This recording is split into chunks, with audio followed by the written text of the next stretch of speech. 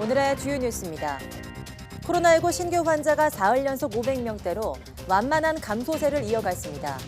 정세균 총리는 열방센터에 구상권을 청구하는 등 방역 방해 행위에 대해서 엄정 조치하라고 주문했습니다. 법무부가 오늘 전국 교정시설 수용자 900여 명을 조기 가석방했습니다. 코로나19 확산을 막기 위해서 격리 수용자의 공간 확보를 위한 조치입니다. 셀트리온의 항체 치료제가 경증 환자의 악화 정도를 54% 줄이는 것으로 나타났습니다. 환자의 증상 악화를 막는 데 도움이 되지만 중증 환자 치료 효과는 입증되지 않았다는 분석입니다. 세계보건기구 WHO가 영국발 변이 바이러스가 50개 지역으로 퍼졌고 남아공발 변이도 20개 지역으로 확산했다고 밝혔습니다. 미국 오하이오주에선 새로운 변이 바이러스 2종류가 발견됐습니다. 영국에선 코로나19 신규 사망자가 1,564명으로 역대 최다를 기록했습니다. 독일도 하루 사망자가 1,000명을 넘어서 인구 100만 명당 사망자 수는 오히려 미국을 앞질렀습니다.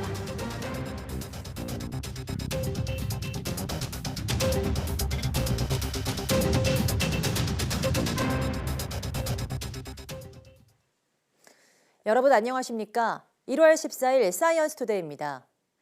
코로나19 신규 환자는 사흘 연속 500명대로 급증세 없이 기존 추이를 유지했습니다. 중앙방역대책본부는 오늘 0시 기준 국내 확진자가 524명 늘어서 누적 7만 728명이라고 밝혔습니다. 지역 발생은 496명으로 수도권 중심 확산세가 이어졌습니다. 서울 131명, 경기 162명, 인천 24명 등 수도권에서 317명이 확진됐고 이외 전국 모든 시, 도에서 산발적인 감염이 확인됐습니다. 숨진 사람은 10명 늘어 국내 사망자는 모두 1,195명이 됐습니다. 위중증 환자는 6명이 추가돼서 누적 380명으로 늘었고 완치 환자는 1,136명으로 격리 해제 누적은 55,772명에 달합니다. 정세균 국무총리는 BTJ 열방센터 집단 감염 사태와 관련해서 경찰 협조를 받아서 검사 거부자를 신속히 찾고 불법 행위로 인한 공중보건상 피해에 대해서는 구상권 청구 등 엄정 조치해달라고 주문했습니다. 정세균 총리는 오늘 코로나19 중대본 회의에서 열방센터 방문자들이 역학조사나 진단검사 요청에 상당수 불응하거나 비협조로 일관하고 있다며 이같이 말했습니다. 또 어제는 행정명령에 대해서 적반하장식 소송을 제기했다며 국민의 생명과 안전을 노골적으로 위협하는 비상식적 행위를 묵과하거나 용납하지 않겠다고 밝혔습니다. 이와 함께 당장 코로나19 확산을 막는 것이 시급하지만 완치자들이 후유증을 극복하고 건강하게 일상을 회복하도록 돕는 것도 국가의 책무라며 치유 대책까지 충실하게 마련해달라고 덧붙였습니다. 교정시설 코로나19 감염 대응을 위해서 법무부가 오늘 전국 교정시설 수용자 900여 명을 조기 가석방했습니다. 법무부는 이번 조치가 과밀 수용 해소에는 부족하지만 격리 수용을 위한 공간을 확보하는 등의 효과가 있을 것으로 예상된다고 설명했습니다. 가석방 대상자는 기저질 환자나 고령자 등 면역력 취약자와 모범 수용자 등이고 심사 기준을 완화해서 범위를 확대했습니다. 다만 무기, 장기 수용자나 성폭력 사범, 음주운전 사범, 아동학대 등 사회적으로 무리를 일으킨 범죄는 대상에서 제외됐습니다. 가석방은 보통 한 달에 한 번 이루어지지만 이번 달에는 방역을 위해 2차례 실시되며 정기 가석방은 예정대로 오는 29일 진행됩니다. 국내 첫 코로나19 항체 치료제인 레키로나주의 임상 이상 결과가 나왔습니다. 증상이 심하지 않은 환자들에겐 상태 악화를 막고 회복 기간을 단축해 주었지만 중증 환자에 대해선 치료 효과가 입증되지 않았습니다. 신현준 기자입니다.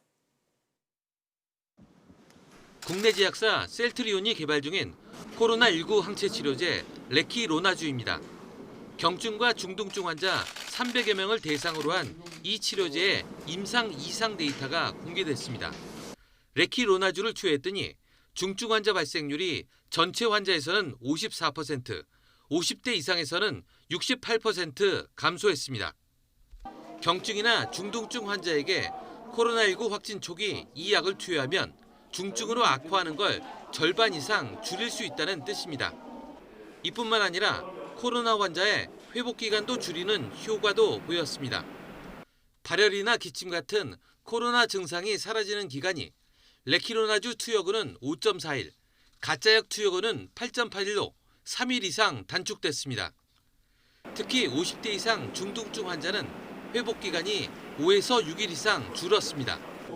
임상시험 대상자 가운데 중대한 이상 반응을 보이거나 사망한 경우는 없었습니다. 다만 중증 환자에게는 치료 효과를 기대하기 어렵다는 게 전문가들의 의견입니다.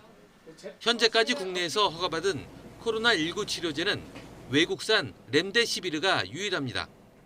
코로나19 바이러스의 표면에 있는 인체세포 결합 부위에 항체 치료제가 대신 결합함으로써 바이러스가 세포 내로 침투되는 것을 막게 됩니다. 식약처는 이 치료제의 안정성과 효과가 확인되면 3상 임상 결과를 나중에 제출하는 조건으로 우선 허가할 계획입니다. YTN 신현주입니다.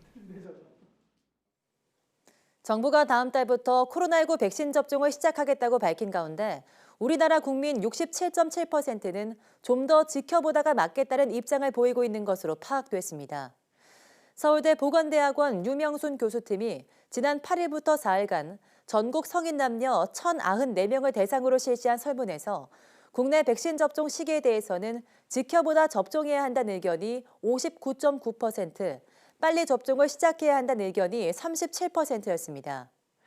백신을 맞을 거란 응답은 80.3%로 나타나서 맞지 않겠다는 응답 1.8%에 비해서 압도적으로 높았습니다.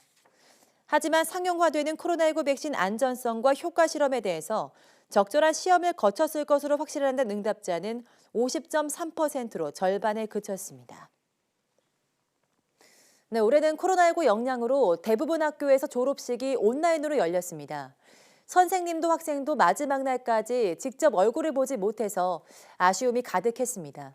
김종균 기자입니다. 코로나19는 졸업식 풍경도 바꿔놨습니다. 먼저 담임 선생님, 친구들과의 만남 시간. 텅빈 교실에서 담임 선생님이 혼자 앉아 온라인으로 학생들과 인사를 합니다. 학생 한 명 한 명의 영상 메시지에 끝내 울음을 붙였습니다. 선생님, 감사합니다. 선생님을 잊지 못할 것입니다. 선생님, 행복하세요. 정말 스스로도 낯설고 아이들과 직접 대면하지 못하고 이렇게 졸업을 시킨다고 하니까 마음이 처음에 무척 서운했는데요. 그래도 코로나 상황이니까. 오히려 차분한 학생들은 지난 1년이 너무나 아쉽습니다. 비록 친구들과 선생님을 만나서 축하를 나누며 졸업식을 하지 못하는 아쉬움은 크지만 6년 동안의 추억은 가슴에 남아있습니다. 이렇게 졸업식을 온라인으로 해서 너무 아쉽고 벌써 중학교 가는 게 너무 아쉬운 것 같아요. 떠들썩했던 졸업식이 그리울 지경입니다. 학생들이 3355 강당이나 운동장에 모이고 학부모들이 교실을 찾아 둘러보는 모습은 모두 사라졌습니다. 보통 졸업식이 열리면 꽃다발을 파는 상인들이 줄지어 있던 학교 앞은 썰렁해졌습니다. 발표를 한다든가 그다음에 채팅창에 글을 남긴다든가 뭐 이런 것을 통해서 이 시대에도 얼마든지 온라인 졸업식이 가능하다는 것을 저희들이 한번 체험했고요. 학교에서의 마지막 추억을 위해 일부 학교는 대면 졸업식을 치르기도 했습니다. 저희한테 3년 동안 도움을 주셨던 많은 선생님들과 직접 인사를 나눌 수 있었던 게 가장 뜻깊은 기억이었던 것 같습니다. 정든 학교를 떠나는 학생들은 하루빨리 코로나 종식으로 모든 것이 제자리로 돌아올 수 있기를 고대하는 날이었습니다. YTN 김준길입니다. 코로나19 확산으로 큰 타격을 받은 숙박시설과 음식점의 부채 비율이 연달아 역대 최고치를 경신했습니다. 한국은행에 따르면 숙박 음식점업을 하는 업체 부채 비율은 지난해 3분기 현재 216.08%입니다. 2015년 통계 집계 이래 가장 높은 수치로 지난해 2분기 200.24%로 200%를 처음 넘은 데 이어서 연달아 최고치를 기록했습니다. 숙박 음식점업의 부채 비율은 통계 집계 이래 대체로 100% 중반대에 머물렀습니다. 숙박업체와 식당들 대출금은 계속해서 불어나서 지난해 3분기 숙박 및 음식점의 예금 취급 기관 총 대출금은 72조 5,806억 원으로 2분기보다 2% 늘었습니다. 네, 요즘 스마트폰과 유튜브에 빠져 있는 아이들이 많아서 부모님들 걱정이 많은데요. 3살 유아들도 하루 4시간 넘게 스마트폰이나 TV를 보는 것으로 나타났습니다. WHO 권고 기준의 4배가 넘는 시간입니다. 김선희 기자입니다. 국내에서 인터넷이나 스마트폰 중독으로 치료가 필요한 청소년은 22만 8천여 명, 전체의 17%에 달합니다. 코로나 여파로 1년 전보다 2만 명 더 늘었습니다. 일상생활에서 스마트폰과 인터넷을 사용하지 않으면 금단 현상을 보일 정도로 심각합니다. 그렇다면 3살에서 9살은 미디어를 어느 정도 이용하고 있을까? 한국언론진흥재단 조사 결과 우리나라 만 3살에서 9살 아이들은 하루 평균 4시간 45분 동안 TV나 스마트폰 등을 이용하는 것으로 나타났습니다. TV를 시청하는 시간이 2시간 이상으로 가장 길었고 이어 스마트폰 1시간 20분, 태블릿 PC 48분 등으로 조사됐습니다. 특히 만 3살에서 4살의 이용 시간은 4시간 8분으로 세계보건기구 WHO의 권고 기준 하루 1시간의 4배가 넘습니다. 또 6살에서 9살 어린이 80% 이상이 매일 스마트폰을 이용하는 것으로 나타났습니다. 스마트폰으론 온라인 동영상을 많이 봤고 그중에서도 유튜브를 가장 많이 본다고 답했습니다. 보호자가 아이들에게 미디어를 허용하는 가장 큰 이유는 아이의 스트레스 해소와 기분 전환을 위해서라는 답이 가장 많았고 다음으로 보호자가 다른 일을 하거나 쉬는 동안에 방해받지 않기 위해서로 나타났습니다. 이번 조사는 전국 만 3살에서 9살 어린이 2,161명을 대상으로 지난해 8월 14일부터 2개월 동안 이뤄졌으며 표본 오차는 95% 신뢰 수준의 플러스 마이너스 2.11%포인트입니다. YTN 김선희입니다. 충청 지역에 미세먼지 주의보가 내려진 가운데 오늘 전국 대부분 지역의 대기질이 악화할 것으로 보입니다. 국립환경과학원은 국내외 오염물질 영향으로 오늘 전국의 미세먼지와 초미세먼지가 나쁨에서 매우 나쁨까지 오르겠다고 밝혔습니다. 이번 미세먼지는 내일 오전까지 이어지다 찬바람이 불며 점차 사라질 것으로 보입니다. 오늘은 전국이 맑겠고 한파가 풀리면서 서울 낮 기온은 7도까지 올라 예년보다 6도 높겠습니다. 네, 최근 전국 곳곳에서 폐기물 불법 투기 범행이 급증하고 있습니다. 쓰레기는 계속 나오는데 매립지와 소각장이 없어서 처리 비용이 오르자 무단으로 버리고 있는 겁니다. 박교환 기자가 보도합니다. 배업한 스키 대여업체 뒤로 커다란 주머니에 담긴 폐기물들이 차곡차곡 쌓여 있습니다. 지난해 봄부터 대형 트럭과 굴착기가 오가며 이곳에 불법 투기한 겁니다. 이렇게 플라스틱부터 고무까지 제 키보다 높이 쌓여있는 폐기물들이 40m가량 방치되어 있습니다. 인근에 투기된 불법 폐기물을 모두 합치면 388톤 규모입니다. 주민들의 피해와 고통은 이만저만이 아닙니다. 잠시 동안 내려뒀다 가져간다고 얘기했던 거예요, 처음부터. 여기 주민들이 여기 왔다가 이게 뭐냐고 얘기하고 또 땅을 사러 왔다가도 이것 때문에 땅을 안 사고 그냥 가는 사람들. 불법 투기 일당은 산업 폐기물 처리 비용이 높아진 틈을 타 저렴하게 폐기물을 처리해주겠다며 수도권 폐기물을 가져다 날랐습니다. 일당 16명은 붙잡혔지만 남아있는 폐기물 처리는 결국 공공기관 몫이 될 수밖에 없습니다. 투기하고 관련된 사람들한테 책임 소재 폐기물을 직접 치우라고 명령이 시에서 행정처분으로 나가요. 시에서 먼저 처리하고 나서 비용 청구하는 경우도 있고요. 이같이 불법 투기 등 폐기물 관리법을 위반해 단속된 사람만 지난 2019년 1,800여 명, 1년 전보다 50% 가까이 급증했습니다. 폐기물 소각이 허용되지 않은 곳에서 화재가 급증하기도 했는데 불법 소각이 의심되는 사례도 있습니다. 사업장 폐기물 처리 업체들은 매립지와 소각장이 부족해 처리 비용이 높아지면서 불법 처리 업자들이 등장한 것이라고 지적합니다. 자연스럽게 매립 단가가 올라갈 수밖에 없는 수요와 공급이 맞지 않은 상태가 되다 보니까 추진은 하려고 하고 있으나 계속 무산되는 경우도 많고요, 사실. 주체할 수 없이 늘어나는 쓰레기가 처리 공간 부족 사태로 이어지면서 불법의 영역에서 흘러 넘치고 있습니다. YTN 박기환입니다.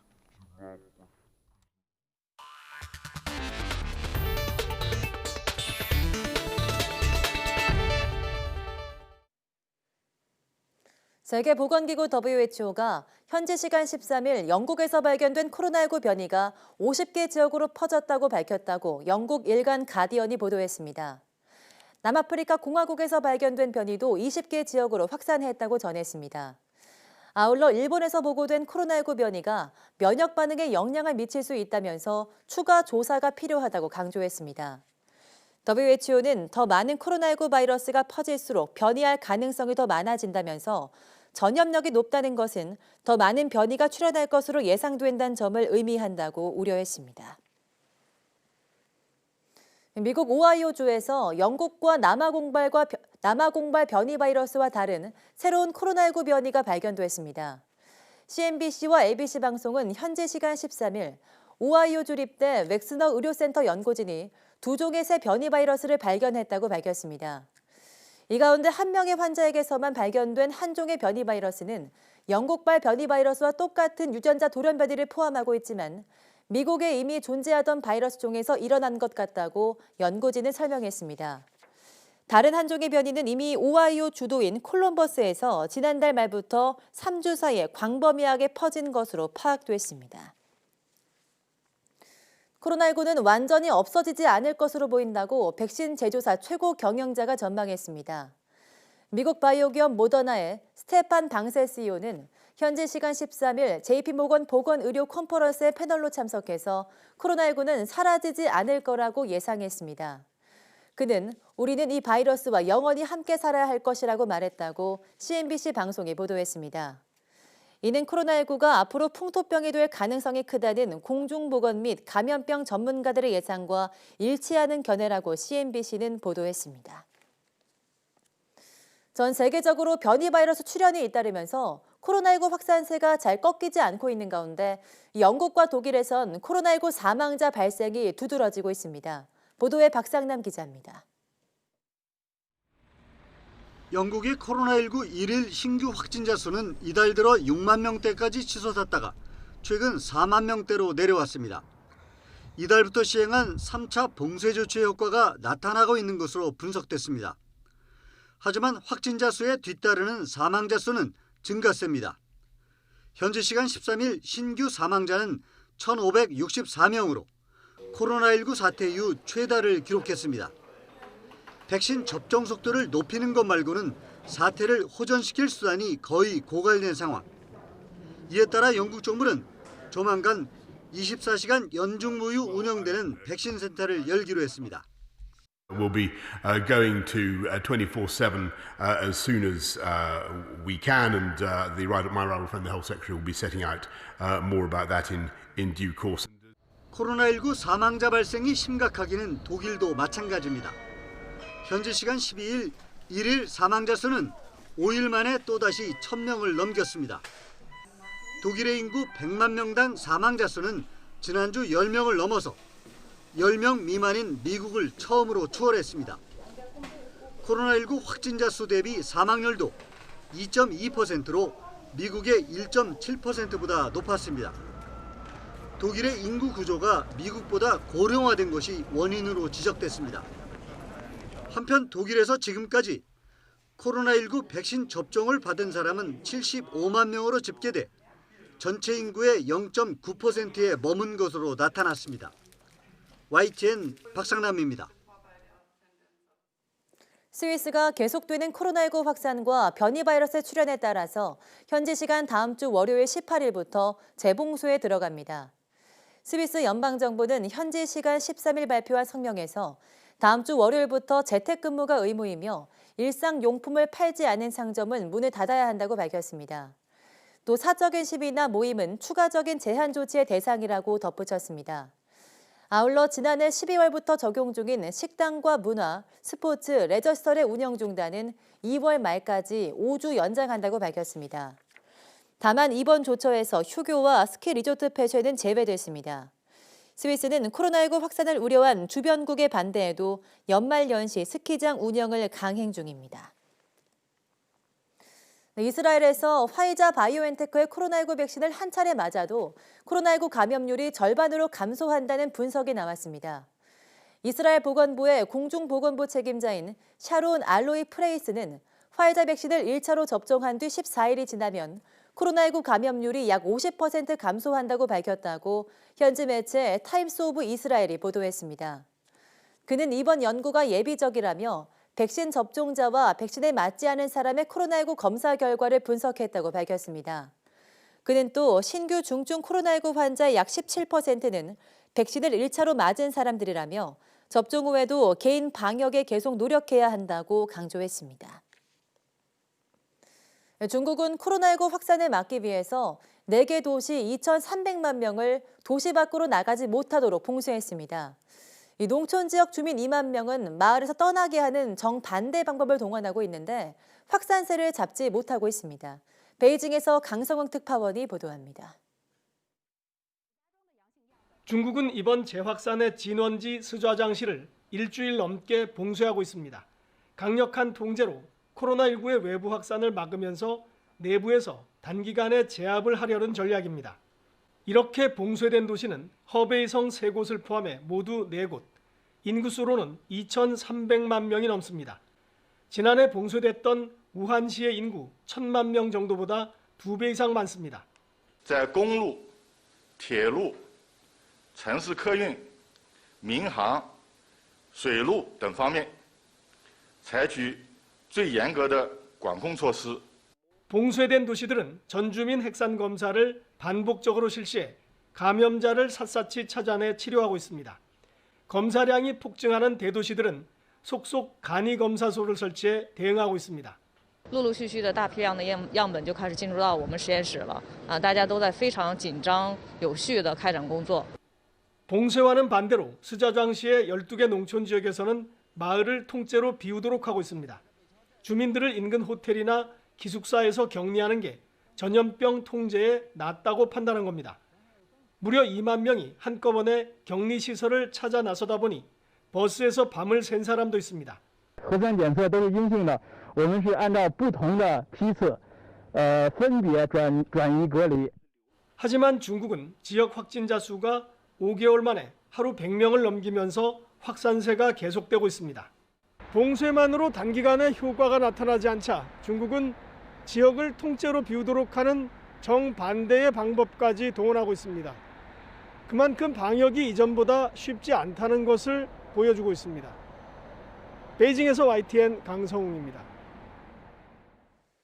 네, 일본은 한 달도 채 안 되는 동안 신규 감염자가 10만 명 더 늘어서 누적 30만 명을 넘었습니다. 스가 총리는 결국 긴급사태 발령 지역을 전국 11곳으로 확대하고 한국 등을 대상으로 한 사업 목적 왕래도 당분간 중단하기로 했습니다. 도쿄에서 이경아 특파원이 보도합니다. 일본 도쿄 등 수도권 4곳에 이어 오사카 등 7개 지자체가 긴급사태 발령 지역에 추가됐습니다. 신규 감염자 수와 병상 사용률 등 각종 지표가 급속히 악화하고 있는 지역입니다. 한국과 중국 등 11개국을 대상으로 사업 목적 왕래에 한해 입국을 허용했던 조치도 당분간 중단됩니다. 최근 변이 바이러스 유입 사례가 속속 확인되면서 중단 여론이 커졌기 때문입니다. あらゆるリスクを予防的に取り除くためにビジネストラックおよびレジデンストラックについては緊急事態宣言が発令されている間一時停止することにいたします。 정부의 긴급사태 발령을 촉구해온 지자체들은 일제히 환영했습니다. 迅速にご判断いただいたというふうに思ってます。国とも協力してですね、なんとか感染急拡大を抑えていきたいと。 일본 내 확진자 수는 한 달도 채 안 되는 동안 10만 명이 또 늘어 누적 30만 명을 넘어섰습니다. 지난해 11월부터 급속히 확산한 3차 유행에 일본 정부가 소극적으로 대응한 결과입니다. NHK 여론조사 결과 80% 가까운 국민이 긴급사태 발령이 너무 늦었다고 답했습니다. 遅いんじゃないかと思いますね。はい。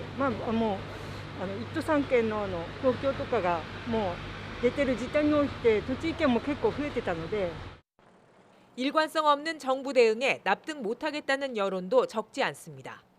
なんで福岡だけそういった要請がないのに出すのかなっていうのは不思議でしょうがないんですけど。 스가 내각 출범 4개월 만에 지지하지 않는 국민이 더 많아졌다는 여론조사 결과도 속속 나오고 있습니다. 긴급사태 발령 2주차를 맞는 다음 주 눈에 띄는 감소세가 나타나지 않는다면 정부 책임론은 한층 거세질 것으로 보입니다. 도쿄에서 YTN 이경아입니다.